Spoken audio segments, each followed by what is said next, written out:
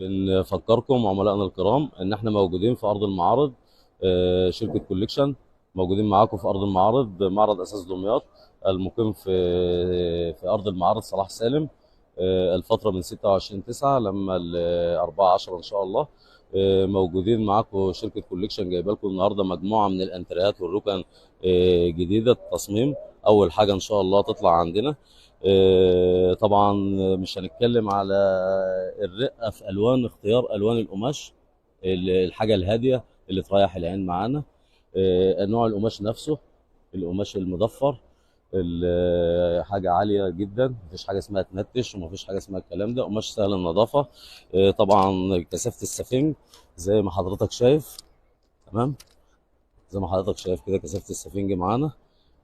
طبعا الخشب زن احمر، كثافه السفنج 35. عندنا جميع انواع السفنج، سوفت وهارد وميديم. طبعا حضراتكم الركنه دي قطع بتتحط يمين وبتتعمل يمين وبتتعمل شمال وبتتوسع في اي اتجاه، مزوده معانا بالفتش جدا ده. اتفرج كده، اتفرج جماعه تعالى. الخشب بتاعنا احنا بنظهره عشان الناس تتفرج على جودة خشبنا وجودة سفنجنا وجودة قماشنا. الحمد لله. المصداقية أهم حاجة مع العميل. واحنا صراحة المعرض عجبني جدا، لأنه مساحة كبيرة وفي معروضات متنوعة وكويسة جدا. لفت نظري بصراحة الأنتريهات، في موديلات جديدة حلوة ما كانتش موجودة قبل كده.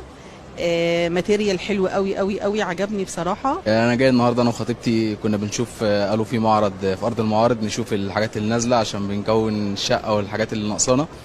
فبصراحه اكتر حاجه عجبتني هنا كانت الركن والانتريهات، اسعارها منافسه حلوه. الاسعار هنا فعلا جميله، اقل من بره بكتير جدا، والخامات حلوه جدا والاشكال حلوه. بالنسبه لبره طبعا الاسعار في بره يعني اوفر قوي يعني، بس هنا الاسعار جميله بصراحه.